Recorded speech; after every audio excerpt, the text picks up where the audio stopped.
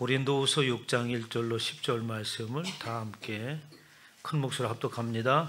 우리가 하나님과 함께 일하는 자로서 너희를 권하노니 하나님의 은혜를 헛되이 받지 말라. 이르시되 내가 은혜 베풀 때에 너에게 듣고 구원의 날에 너를 도왔도다 하셨으니 보라 지금은 은혜 받을 만한 때요 보라 지금은 구원의 날이로다. 우리가 이 직분이 비방을 받지 않게 하려고 무엇이든지 아무에게도 꺼리끼지 않게 하고 오직 모든 일에 하나님의 일꾼으로 자천하여 많이 견디는 것과 환난과 궁핍과 고난과 매맞음과 갇힘과 난동과 수고로움과 차지 못함과 멋지 못함 가운데서도 깨끗함과 지식과 오래 참음과 자비함과 성령의 감화와 거짓이 없는 사랑과 진리의 말씀과 하나님의 능력으로 의의 무기를 좌우에 가지고 영광과 욕됨으로 그랬으며 악한 이름과 아름다운 이름으로 그러했느니라.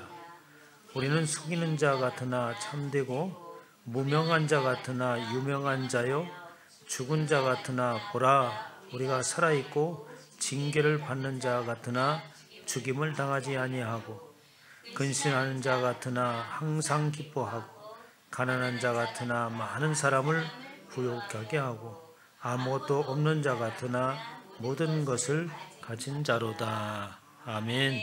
할렐루야.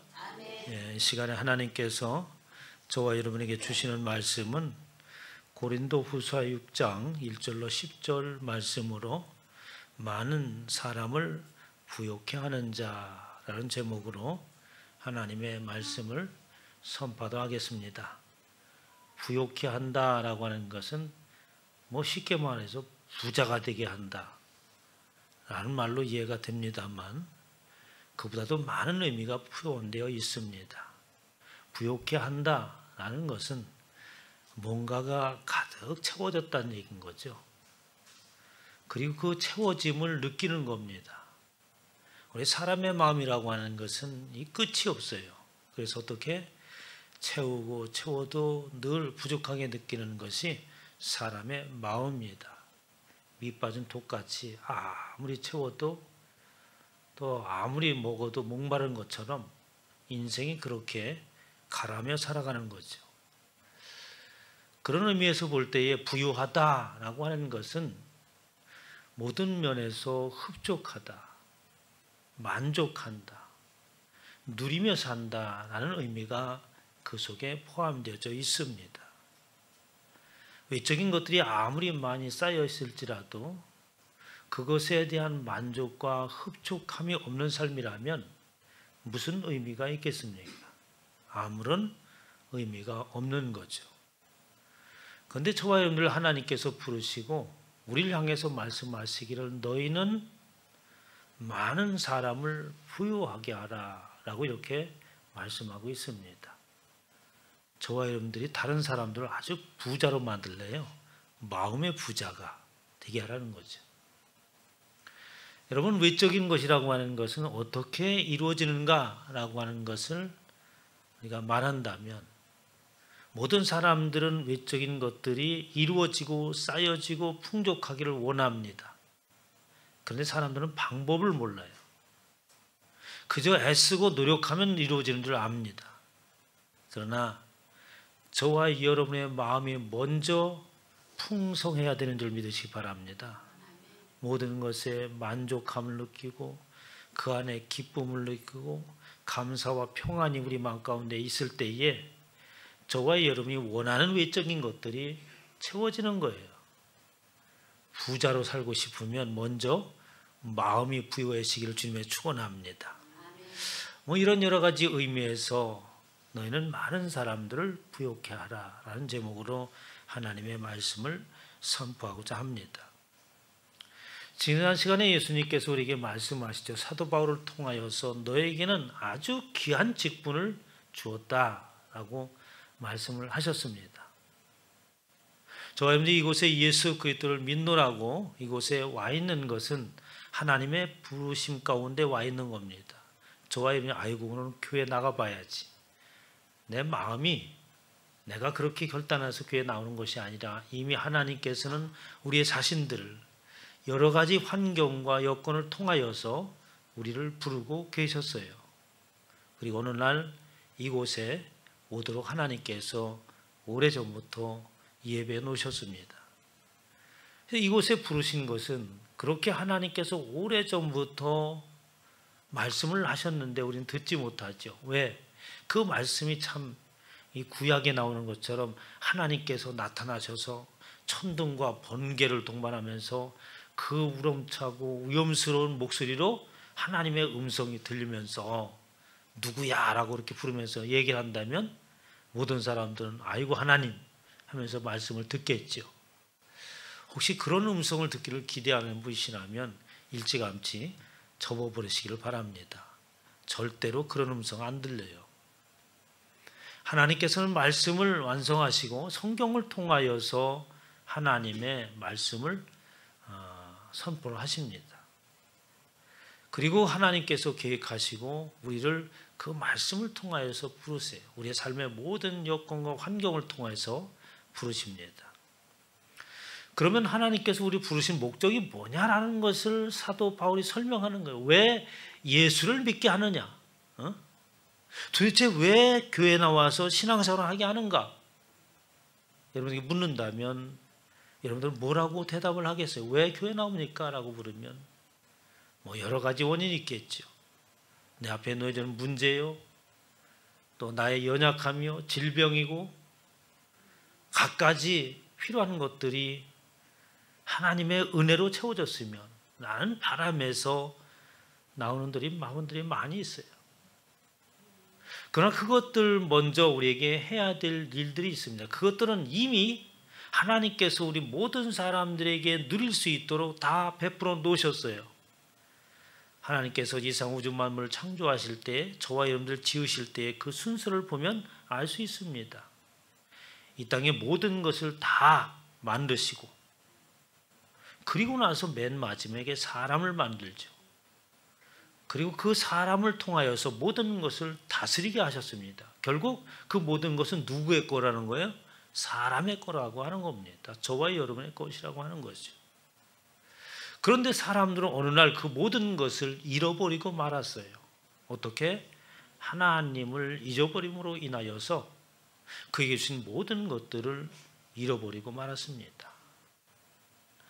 박유자 자매님 재미있는 얘기 나중에 하세요. 너무 재미있어도 그렇게 사람들은 모든 걸 잃어버린 거예요. 그런데 그 잃어버린 것을 찾는 겁니다. 사람들은. 근데 그 잃어버린 것을 찾는 방법을 몰라요. 아마 그 잃어버린 것을 찾는 방법을 세상에 그 어떠한 사람이 알고 있다 한다면 그 사람을 믿으시기 바랍니다. 그 사람한테 쫓아가서 방법을 배우세요. 그러면 여러분이 잃어버렸던 모든 것을 다 찾을 수 있고 부여함을 누릴 수 있죠. 그러나 사람이 만든 일당 가운데 있는 그 시점부터 지금까지 우리에게 주어져 베풀었던 그 모든 것을 잃어버린 것을 찾은 방법을 아는 사람은 아무도 없어요. 그럼 누가 가르쳐줘야 되겠습니까? 바로 하나님이 창조하신 그분만이 답을 가지고 계신 겁니다. 그분께서는 그 방법을 이렇게 말씀하세요. 너와 나 사이에 가로막혔던 이것들 제거하라. 그리고 너와 나 사이에 있던 그 갈등의 모든 요소들을 없애버려라. 그리고 너와 내가 화목하기를 원한다. 라고 하는 것이 하나님의 방법이었습니다. 창조주 여호와 하나님과 화목하라. 그리고 너는 화목함을 입은 하나님과 나와의 관계 속 모든 것을 허물고 그 하나님을 아버지라고 할 수 있고 그 하나님의 품에 안기고 나의 인생을 곤고함을 내가 감당할 수 없는 그것을 하나님 앞에 내려놓고 그 품에 안겨 나가는 삶을 살아라. 이렇게 너와 내가 화목하게 됨으로 인하여서 이제 내 안에 기쁨과 평안이 원하는 모든 것들이 하나님의 공급하심을 느끼는 것처럼 저와 여러분을 부르시고 그렇게 되기를 원하시고 세상에 나가서 사람들을 나 하나님과 그가 화목하게 되어지는 그 일을 하라라고 하나님께서 저와 이름을 부르셨다고 고린도 교회 있는 성도들을 향하여서 말씀하고 있는 겁니다. 이사야서 59장 2절에 보면 오직 너희 죄악이 너희와 너희 하나님 사이를 갈라놓았고 너희 죄가 그의 얼굴을 가려서 너에게 듣지 않으시게 함이니라 라고 하면서 그 죄라고 하는 것은 하나님을 잃어버렸다고 하는 것은 죄의 담이 가려져서 하나님을 배울 수 없게 되었다고 하는 겁니다. 그러므로 인해서 모든 것이 막혀버린 거죠. 고린도서 5장 18절에 모든 것이 하나님께로부터 났으며 라고 하면 그 모든 출발은 어디에서부터냐? 하나님께로부터 출발했다고 하는 거죠. 지난번에 우리나라에 그 우주선을 쌓아올렸지 않습니까? 우주선을 쌓아올리는 그 우주선을 만들고 쌓아올리는 그 과학자들은 이 머리가 보통이 아닐 거 아니에요. 세상에는 모든 지식을 그리고 생각하기는 어떻습니까? 이 물리학이라고 하는 것들은 그들이 생각하기는 어떻게 이게 세상이 어떻게 만들어졌는지 어떠한 구조를 가지고 있는지 그건 과학적으로 증명하려고 하고 그 지식으로 그것을 파헤치려고 하는 사람들이 과학자잖아요. 근데 이상한 일이 있습니다. 그렇게 많은 지식을 가지고 있고 과학적으로 모든 것을 분석해내려고 하는 사람들이 신기하게도 예수 그리스도를 하나님을 믿는 사람들이 많다는 거예요. 왜 그러냐니까 우주에 관한 연구, 과학이라고 하는 깊이 들어가면 들어갈수록 어떻게 하나님의 존재라고 하는 것을 빼어놓고 얘기한다면 해답이 없다는 거예요. 도대체가 아무리 연구를 하더라도 우주를 바라보고 그것을 쌓아올리는 그것을 연구하면서 그들은 어떻게 과학의 힘을 지식의 힘을 의지하는 것이 아니라 기도하면서 했다는 거예요.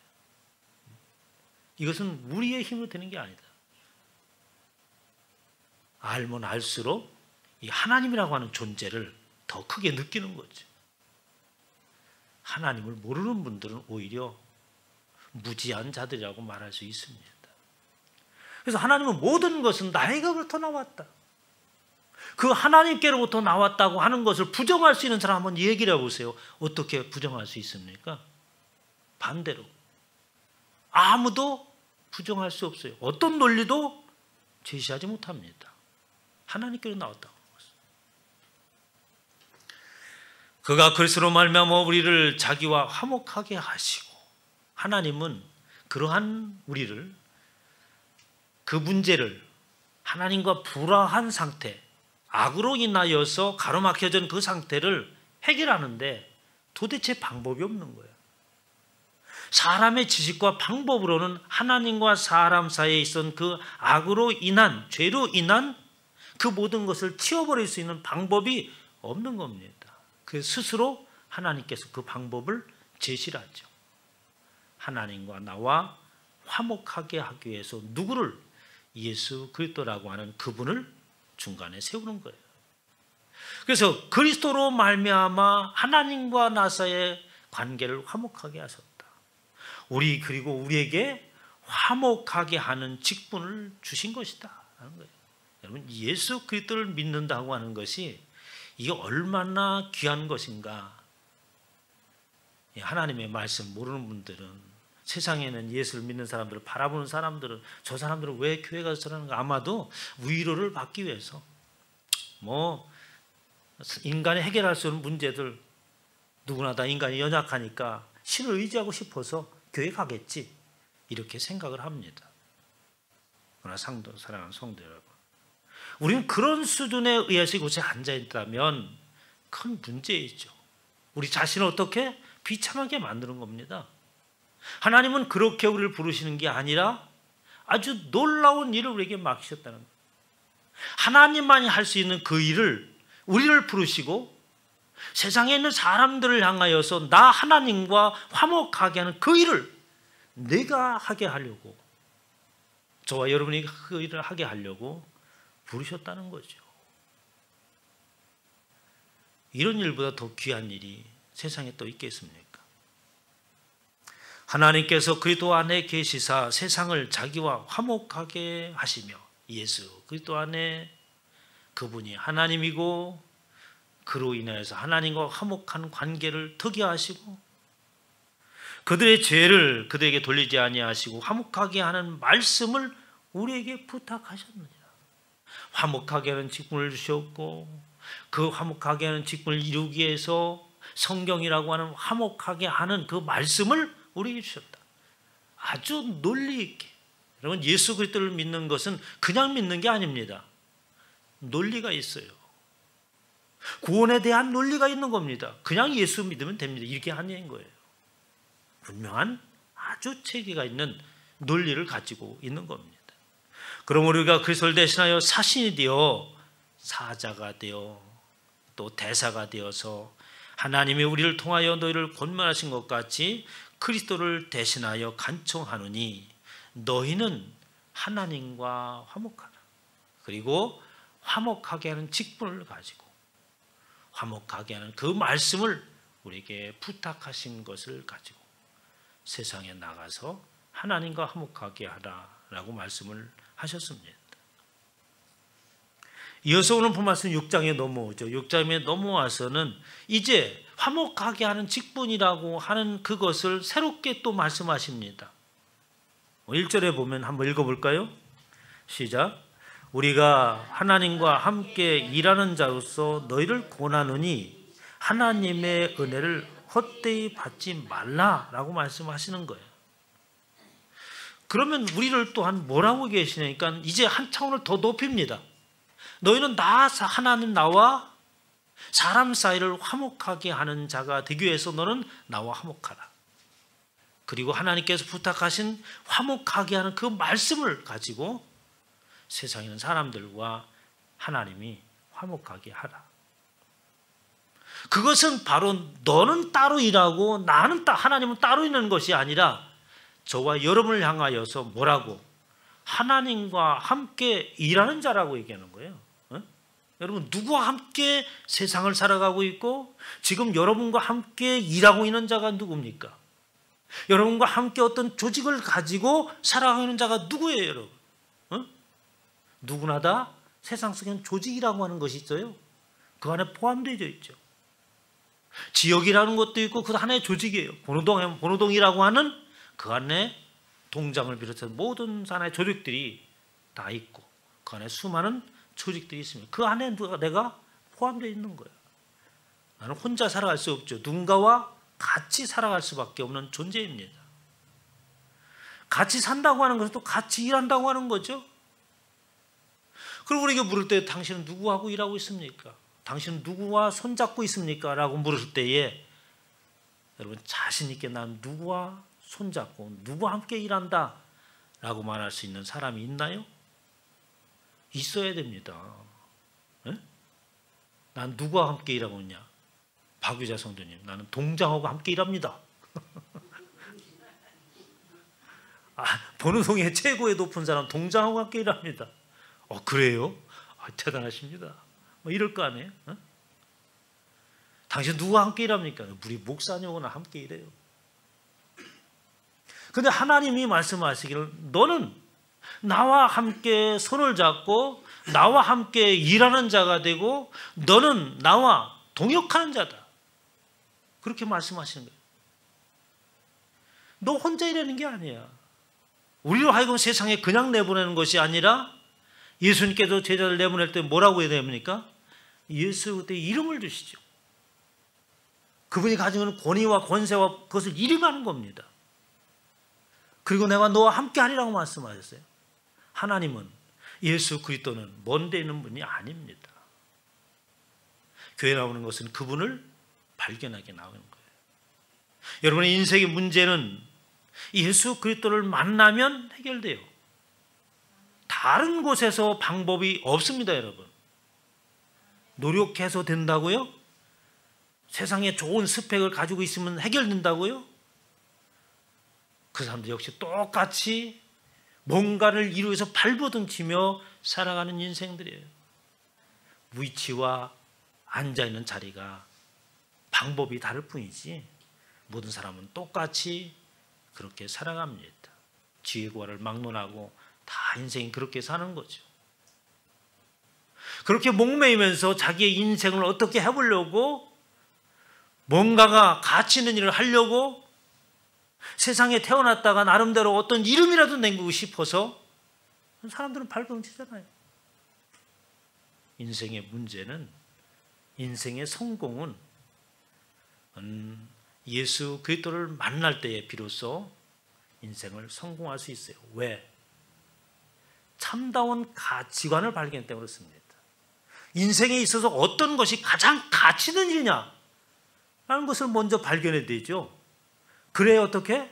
그 참다운 가치 있는 일을 발견하고 그 일을 행함으로 인해서 가치 있는 인생이 되는 거죠. 그냥 사는 게 아닙니다. 예수 그리스도를 만나면 참다운 인생의 가치가 어디에 있는가를 알게 되는 거예요. 그렇게 주님께서 우리를 부실 때 하나님과 함께 일하는 자다. 우리는 너희를 권하노니 하나님의 은혜를 헛되이 받지 말. 그 하나님의 은혜를 헛되이 받지 말라고 하는 것은 우리말로 이게 번역이 좀 원어하고 해석된 분하고는 조금 뉘앙스가 다릅니다. 그러니까 하나님의 은혜를 무용지물로 만들지 말라. 쉽게 얘기해서 하나님의 은혜, 그 은혜는 뭐냐면 하나님께서 친히 이 땅에 예수 그리스도로 오셔서 지신 그 십자가, 그 죽으심, 부활하심, 그것을 어떻게? 무용지물로 만들지 말라. 공허한 것으로 만들지 말라. 이런 의미예요. 은혜를 헛되이 받지 말라는 것은. 하나님과 함께 일하는 자로서 그 하나님께서 베푸신 그 은혜 십자가, 우리를 구원하기 위하여서 베푸신 그 은혜를 우리는 무용지물로 만들어서는 안 된다. 그럼 무용지물로 만드는 것은 하나님과 함께 일하는 자로서의 그 의무를 다하지 못하였을 때, 또는 그 의무에 대한 일을 하면서 거기에 대한 성과를 내지 못하였을 때, 그것은 바로 하나님의 은혜를 무용지물로 만드는 거죠. 그러면서 이 땅에 예수님께서 오실 때에 말씀하시죠. 추수할 때가 가까이 왔다. 나는 추수할 일꾼들을 찾으러 왔다. 예수님께서 이 땅에 오실 때 그렇게 얘기했어요. 물론 구원을 선포해서 예수를 바라보면 구원이지만 그 다음 단계는 그냥 물에서 건져놓은 것을 끝나는 게 아닙니다.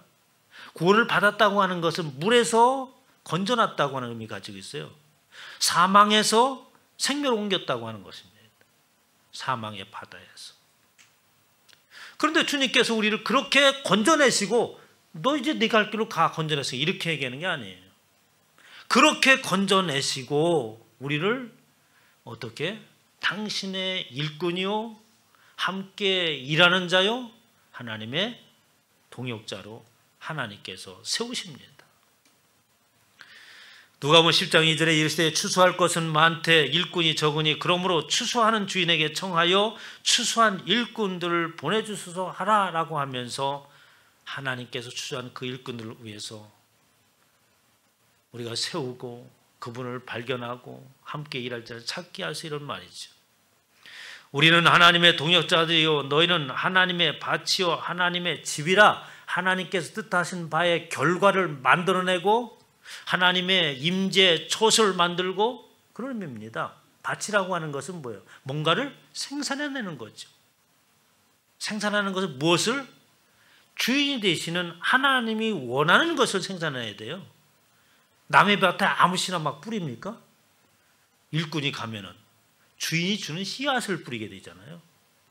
주인이 원하는 소출을 그 밭에 내야 됩니다. 그러므로 너희는 하나님의 집이라. 그러므로 사람들은 이제는 어떻게 하나님이 거하실 초소를 말하는 겁니다. 이 복음을 전한다고 하는 것은 그런 겁니다. 사람이 마땅히 우리를 그리스도의 일꾼이요 하나님의 비밀을 맡은 자 점점 가면서 그 우리의 부르심에 대한 의미를 자꾸 높이세요. 내가 너희를 부르는 것은 나와 너 사이에 화목하게 하고 네가 화목하게 됨으로 그 화목한 일을 하게 하고 나는 그냥 부른 게 아니라 너를 일꾼으로 불렀다. 어떤 일꾼? 나하고 같이 함께 일꾼이다. 그러니 그 은혜를 헛되게 무용지물로 만드는 줄 알라. 그리고 너희는 하나님이 원하는 것을 이 창조해내는, 결실을 내게 하는 너는 밭이다. 그리고 하나님의 임재하는 처소이다. 그리고 하나님의 놀라운 비밀을 맡은 자다라고 하면서 우리를 부르신, 예수 그리스도를 믿게 한 사람들을 부르신 그 의미를 점점점 가면서 어떻게 고귀하고 높은 곳으로 인도해 나가는 거죠. 여러분, 보통 사람이 아닙니다. 예수를 믿는 사람들은. 내가 교회의 일꾼 된 것은 하나님이 너희를 위하여 내게 주신 직분을 따라 하나님의 말씀을 이루려 함이라. 그렇습니다. 저와 여러분은 하나님의 말씀을 이루시기를 주님으로 축원합니다. 2절에 한번 읽어봅니다. 시작. 이르시되 내가 은혜 베풀 때에 너에게 듣고 구원의 날에 너희를 도왔다 하셨으니 보라 지금은 은혜 받을 만한 때요 보라 지금은 구원의 날이로다 라고 말. 여러분, 지금 얘기하잖아요. 지금이 중요하다. 지금 얘기하는 것은 어떻게? 지금 때가 되었다. 지금이라고 하는 것은 급박하다. 지금 아니면 안 돼. 지금 해야 된다니까. 바로 그때라니까. 이런 의미입니다. 이르시되 오래전에 구약의 성경에 하나님께서 이렇게 말씀하셨다. 내가 은혜 베풀 때에 너에게 듣고 구원의 날에 너를 도왔도다라고 하면서 이사야 선지자를 통해서 하나님께서 말씀하신 것을 인용하면서 얘기하는 거예요. 이스라엘 백성들에게 포로 잡혀갔을 때 너희는 반드시 하나님께서 구원해 내실 것이다. 너희가 상황이 어떠한 것을 보고 듣고 있다. 그리고 그 날이 되었을 때 내가 너희를 도왔고 구원해 내었노라. 그러므로 지금 그 이때가 그 하나님이 말씀하신 언약의 말씀이 지금 즉시 시행되어지는 때가 되었다고 하는 겁니다. 여러분, 복음이, 하나님의 말씀이 여기에서 예수 그리스도를 믿으라고 하는 그 선포가 성도들을 통하여서 주의 종을 통해서 선포되는 그 순간에 두 가지 일이 벌어집니다. 하나는 구원에 들어오는 일이 벌어지는 거예요. 다른 하나는 심판이 벌어지고 있는 겁니다. 이미 너희는 심판을 받았느니라. 양분되는 겁니다. 양과 염소가 구별되는 거죠. 여러분, 예수 그리스도를 믿으세요라는 말이 이거 얼마나 무서운 얘기인지 아십니까, 여러분? 사람을 둘로 갈라놓은 겁니다. 하나님의 구원의 발열에 서든지 아니면 심판의 자리에 섰든지 둘 중에 하나 서게 하는 거예요. 세상 사람들은 저 사람은 말만 하면 예수 믿으래. 그렇게 우습게 여기지만 하나님의 말씀 그 안에는 둘로 갈라지는 역사가 있습니다, 여러분. 지금이 바로 은혜바, 지금이 바로 구원이 선포되어지고 지금이 바로 하나님의 심판이 선포되어지는 때다라는 말입니다. 그러므로 너희도 준비하고 있으라. 생각하지 않은 때에 인자가 오리라. 여러분, 내일 일을 알 수 있어요, 여러분? 교회 나오라면 꼭 이러더라고요. 제가 나이가 온 때가 되면 60이 되면 나가겠습니다. 그 안에는 어떻게 살라고 시큰 마음대로 살아보다가 60이 되면 그때 이제 제가 한번 나가겠습니다. 60이 금방 되더라고 보니까. 60이 됐는데도 안 나와. 아직도 팔팔하다는 얘기지. 네? 내가 조금 있다 나갈게요. 그 조금 있다가 자기가 살아있을지 죽었을지 어떻게 알아? 내일 아침에 눈 뜨고 일어난다는 보장이 있나요? 아무도 없어요. 우리는 스스로를 장담할 수 없습니다. 그런데 자기가 자기를 지키려고 몸부림 써 막. 응? 가만히 생각하면서 참 우리가 얼마나 미련한 사람들인가. 여러분 스스로 자신을 지키실 것 같으면 왜 여기 일으키고 있어요? 왜 병들어 있습니까? 좋은 데 가 있지. 우리 인생은 우리 마음대로 안 되는 겁니다. 주의 날이 밤에 도적같이 이를 줄은 너희 자신이 자세히 알기 때문이다. 응? 그러면서 사도 바울이 자신이 이렇게 하나님께서 나를 예수 그리스도를 믿게 한 것에 대해서 이 사도 바울이 이런 사울이라고 했을 때 어떻습니까? 하나님을 어떻게 믿긴 믿는데 이 잘못 믿은 거, 잘못 아는 거야. 성경에 의미하는 그 뜻을 모르고 예수를 믿는 사람들을 죽이려고 했잖아요. 아마 예수를 만났으면 그도 예수님을 잡아가려고 했을 거예요. 그런 일을 했단 말이에요. 그런데 다메섹 도상에서 예수 그리스도를 만나잖아요. 만나고 나서 그 이후에 사람이 180도 변합니다. 3절에 보면 우리가 아직 이 직분이 비방을 받지 않게 하려고 무엇에든지 아무에게도 꺼리끼지 않게 하려고 라는 말합니다. 이 말이면 내가 지금 이 받은 직분, 화목케 하고 하나님의 일꾼으로 비밀을 맡은 자로서의 이것을 행함에 있어서 이 직분이 회방받지 않게 하려고, 나에게 하나님께서 부르고 나에게 주신 이 직분을 어떻게 방해받지 않고 회방받지 않고 그 일을 완수하게 하려고, 그리고 그 일을 이룸에 있어서 내가 조금이라도 잘못하여서, 이런 거죠. 저는 예수 그리스도를 믿는 사람이 어디에 가든지 저 사람은 얼굴만 보더라도 예수 그리스도를 믿는 사람이야. 저 사람은 행동하는 모든 것이 교회 나가는 사람 같은데 물어보니까 진짜 맞네? 이러는 거죠. 그러면 어떻게 그의 행동을 통하여서 어떻게 그의 하나님께서 주신 직분을 해방받는 것이 아니라 드러내게 하는 것이죠. 그런데 예수 그리스도를 믿는 사람이 저 사람이 예수 믿는 사람이었어? 저 사람 같은 사람이 교회 나가면 난 교회 안 가겠다. 이렇게 한다면 어떻게 하겠어요? 하나님의 일을 해방하고 하나님께서 주신 그 고귀한 직분을 망가뜨리는 거잖아요. 그리고 때로는 그것 때문에 일을 하다가 어떻게 내가 실족하고 비방하고 사람들 그럴 때 넘어질까 봐 내가. 그래서 그 모든 것들을 그렇게 조심하여서 나는 행동을 하였다. 오직 모든 일에 하나님의 일꾼으로 자천하여서 스스로 나는 하나님의 일꾼이다. 어디 가든지 나는 하나님의 사람이요 하나님의 복음을 맡은 자요. 어딜 가든지 내가 조금이라도 내가 스스로 흩어질까 봐 사람을 만나면 나는 하나님의 일꾼이다. 나는 하나님과 화목하게 하는 그 말씀을 전하는 자다. 이것을 스스로 막 얘기했다는 거예요. 스스로. 그러면서 많이 견디는 것과 환난과 궁핍과 고난과 예수 그리스도를 믿으면 사도 바울같이 예수 그리스도를 믿으면 인생에 곤고한 거예요. 인생이.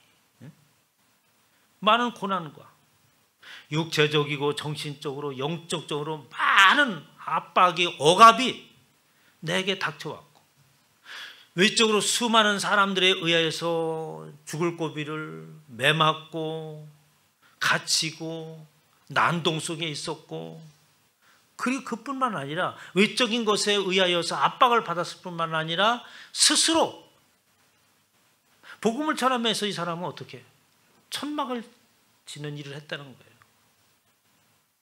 하나님의 일꾼 일을 해야지. 천막 지어서 목숨도 사는 것도 영위에 나가야지. 응? 그러므로 먹지도 못하고 자지도 못하는 외적으로 내적으로 모든 면에 의하여서 어떻게 힘들었다는 거예요. 그러면서 그 가운데서도 5절 한번 같이 있습니다. 시작. 매맞음과 갇힘과 난동과 수고로움과 자지 못함과 먹지 못함 가운데서도 그런 상황 가운데 있었으면 여러분 어떻게 됐어요? 다 도망갔지. 무슨 예수요. 다 도망갔지. 사도 바울은 그런 가운데도 나는 깨끗함과 지식과 오래 참음과 자비함과 성령의 감화와 거짓없는 사랑과 진리의 말씀과 하나님의 능력으로 의의 무기를 좌우에 가지고 하나님의 말씀을 붙들고 당신께서 맡긴 그 일을 위해서 앞으로 달려갔다는 거예요. 그러므로 인해서 때로는 영광을 받을 때도 있었고 그렇잖아요. 저 사람 참 훌륭하네. 그러나 또 어떤 사람들은 그를 향해서 어떻게 비방하고 욕하고, 이게 바로 8절에 영광과 욕됨으로 그러했으며 어떤 때는 사람들의 칭찬도 영광도 받고 어떤 때는 어떻게 욕되다라고 하는 것은 비방하고 악한 이름과 아름다운 이름으로 그러했느니라 비난을 받고 때로는 칭찬도 받고 존경도 받고 때로는 비방을 받고 이런 것들이 계속해서 반복해서 일어났다. 그러나 우리는 나는 속이는 자 같으나 참된 자였다. 사람들은 거짓말쟁이요 미혹하는 자요 라고 비방을 했지만 그 안에는 참된 진리가 있었다. 사람들이 볼 때는 무명한 자요 죽은 자 같다. 저 사람은 인생을 실패한 사람이야 말하는 거예요. 왜? 사울이라고 한 사람들은 사울이었을 때에 어떻게? 아주 촉망받는 사람이었거든. 지식이 많은 사람, 종교의 지도자로서 아주 유망주였던 사람이었어요. 그런데 예수 그때를 만나고 나서 모든 것이 다 사라져버렸습니다. 그러니까 저 죽은 사람이야. 무명자, 무식한 자랍니다. 살아있는 자가 아니지. 저 끝난 인생이다 라고 말하지만 나야말로 참된 지식을 가지고 있고 나야말로 살아있는 자요 나야말로 죽임을 당하지 아니할 자다 라고 하면서 하나님의 선한 영향력을 끼쳐 나갔다고 하는 겁니다. 그러면서 10절에 같이 한번 있습니다. 시작.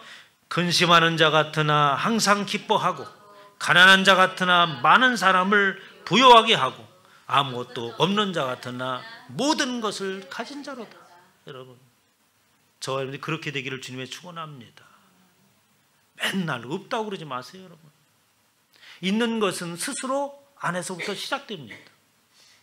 하나님 나에게 부요함을 주시옵소서. 먼저 내 마음이 부요케 되기를 원합니다. 그 방법은 다른 게 없고 하나님이 내 안에 오셔서 나를 채우시옵소서. 그분이 내 안에 자리 잡을 때 부요함이 생기는 거예요. 이게 인생을 성공하는 가장 먼저는 방법입니다. 주님이 내 안에 오시는 거예요. 그리고 그분으로 인해서 만족하는 겁니다. 그냥 만족하려고 만족하는 게 아니라 그분이 오는 순간 모든 인생의 문제가 다 사라집니다. 이길 수 있는 능력이 생기는 거예요. 오늘 설교가 굉장히 재밌죠?